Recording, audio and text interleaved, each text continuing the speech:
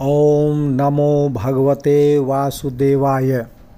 कल कार्तिक कृष्ण पक्ष अष्टमी है, जिसमें सभी महिलाएं, विशेषकर जो संतान बच्चों से युक्त हैं वो महिलाएं अहोई आठम का व्रत करती हैं। सभी महिलाओं ने अभी करवा चौथ का व्रत किया है, जो उनके पति की दीर्घायु के लिए किया जाता है, उनका सुहाग सुरक्षित रहे, निरंतर बना रहे। और कल का जो त्यौहार है वो बच्चों के लिए मनाया जाता है कि वो भी निरोगी हों, स्वस्थ हों, दीर्घायु हों। तो इस प्रकार महिलाएं पूरे वर्ष में किसी न किसी का व्रत करती हैं। तो कल होई आठम का व्रत है, जिसमें महिलाएं दीवार पर होई को मनाती हैं, लेकिन आजकल होई के स्थान पर चित्र लगा करके भी कथा सुन ली जाती है। तो ऐसा वो सब करती हैं। और सायंकाल के समय सूर्यास्त के बाद चंद्र दर्शन करके उनको अर्घ दे करके वो आहार लेती हैं। पूरा दिन का व्रत जो है उसको पारण करती हैं। तो आज होई आठम की दो कथा मैं आपको सुनाने वाला हूँ। कथा की ओर बढ़ें उससे पहले आपसे वही एक बार फिर से विनम्र निवेदन कि यदि आपने मेरे चैनल अर्थात शास्त्री चैनल को सब्सक्राइब नहीं किया है तो कृपया सब्सक्राइब करने के साथ साथ बेल आइकॉन का बटन दबाएं और साथ में लाइक अवश्य करें, जिससे मुझे एक आपका जो है आशीर्वाद प्राप्त होता है। और शेयर भी अवश्य करें ताकि दूसरे लोग भी कथा को सुन सके। तो चलिए चलते हैं पहली कथा की ओर। एक नगर में एक साहूकार रहा करता था। उसके 7 पुत्र थे।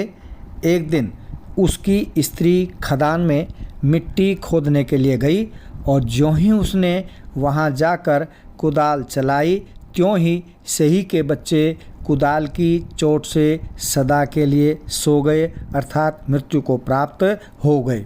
इसके बाद उसने कुदाल में शाहू के बच्चों के खून को सना देखा तो उसने बहुत ही उसके मन में दुख हुआ कि भाई अनजाने से मेरे कारण शाहू के बच्चे मृत्यु को प्राप्त हो गए हैं। इसके बाद वह बिना मिट्टी लिए हुए ही मन में दुख करती हुई अपने घर की ओर चली आई।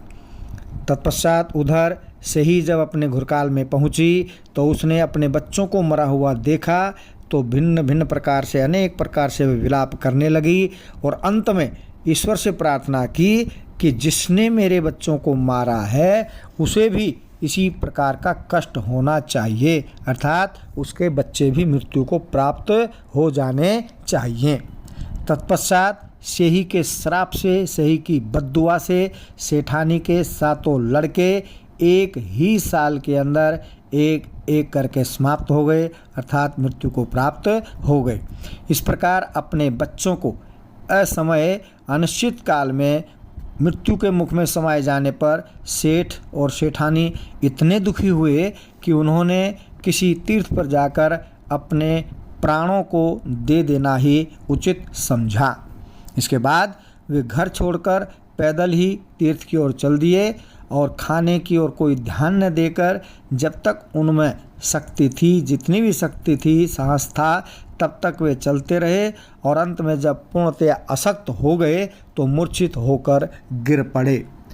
उनकी ऐसी दशा देखकर भगवान करुणा सागर ने उनको मृत्यु से बचाने के लिए उनके पापों का अंत किया और इसी अवसर पर आकाशवाणी हुई कि हे सेठ, तेरी सेठानी ने मिट्टी खोदते समय ध्यान न देकर सही के बच्चों को मार दिया है। इसके कारण तुम्हें अपने बच्चों का दुख देखना पड़ा। यदि अब पुनः घर जाकर तुम मन लगाकर गौ सेवा करोगे, गाय की सेवा करोगे और अहोई माता अर्थात अजक्ता देवी का विधि विधान से व्रत आरंभ कर प्राणियों पर दया रखते हुए स्वप्न में भी किसी को कष्ट नहीं दोगे तो तुम्हें भगवान की कृपा से पुनः संतान का सुख प्राप्त हो जाएगा। इस प्रकार आकाशवाणी सुनकर सेठ सेठानी कुछ आशान्वित हुए और भगवती देवी अजक्ता देवी का स्मरण करते हुए घर की ओर चल पड़े। इसके बाद श्रद्धा भक्ति से न केवल अहोई माता का व्रत किया अपितु गौ माता की सेवा करना भी उन्होंने आरंभ कर दिया तथा जीवों पर दया भाव रखते हुए क्रोध और द्वेष का सर्वथा परित्याग कर दिया।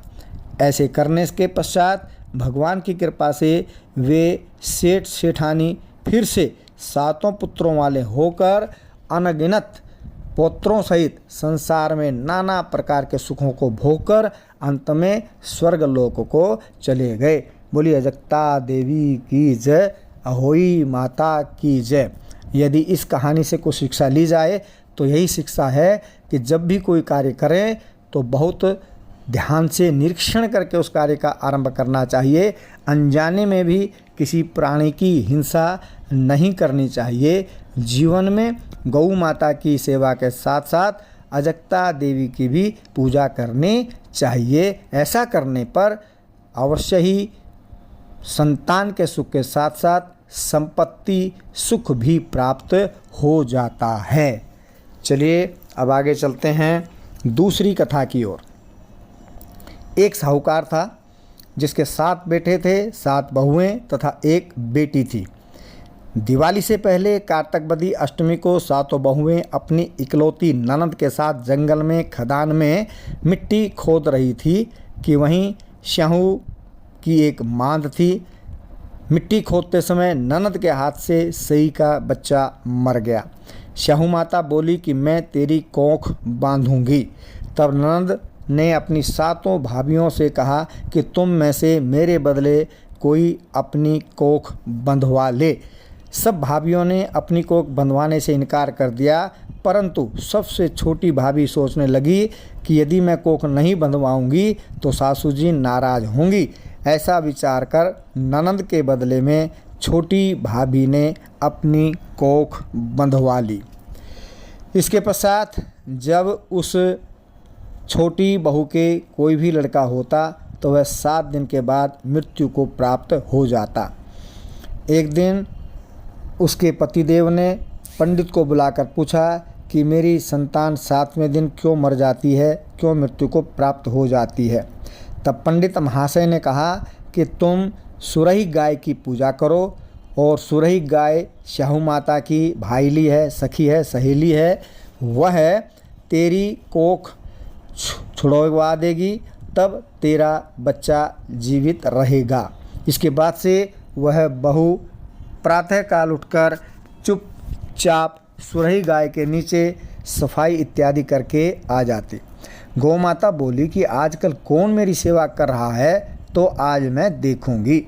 गौ माता बहुत सुबह उठी, क्या देखती है कि साहूकार के बेटे की सबसे छोटी बहू उसके नीचे सफाई आदि कर रही है।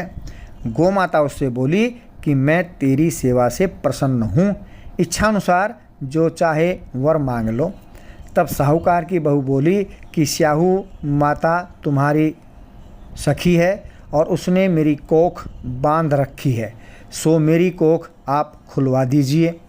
गौ माता ने कहा अच्छा। अब तो गौ माता समुद्र पार अपनी भाईली के पास उसको लेकर चल पड़ी। रास्ते में कड़ी धूप थी, सो वे दोनों एक पेड़ के नीचे कुछ समय के लिए बैठ गई। थोड़ी देर के पश्चात देखा कि एक सांप उसी पेड़ पर गरुड़ पंखनी के बच्चों की ओर आगे बढ़ रहा है।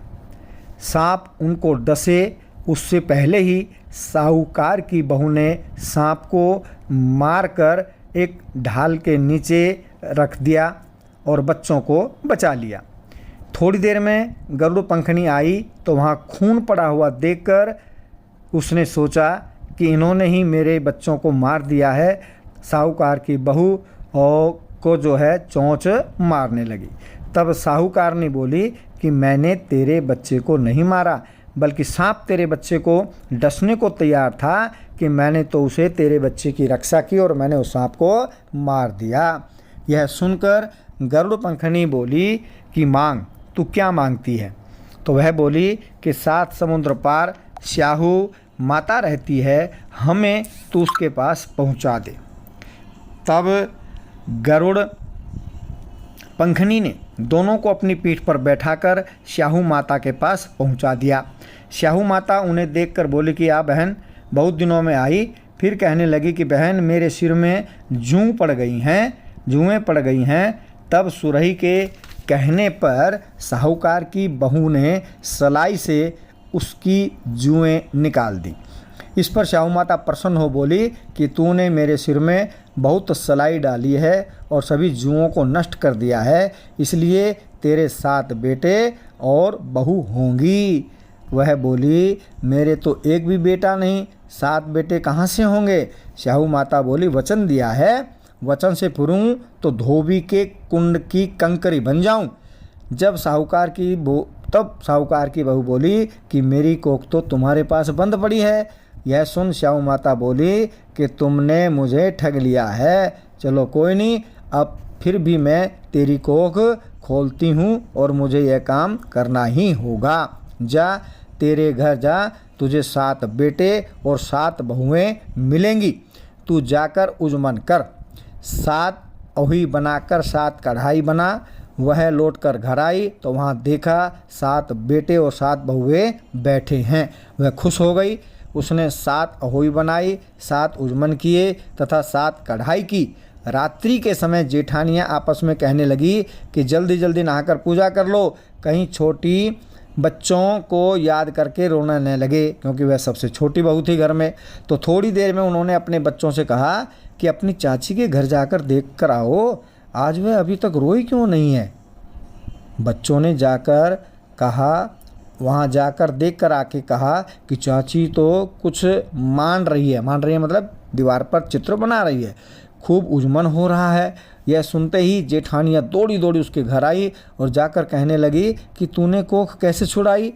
वह बोली, तुमने तो कोख बंधाई नहीं, सो मैंने कोख बंधा ली। अब श्याहू माता ने कृपा करके मेरी कोख खोल दी है। श्याहू माता ने जिस प्रकार उस साहूकार की बहू की कोख खोली, उसी प्रकार सभी की खोलियो, कहने वाले तथा सुनने वाले की तथा सब परिवार की कोख खोलियो। अहुई माता की जय, अजक्ता देवी की जय। आज के लिए इतना ही। वंदे मातरम। जय हिंद, जय भारत।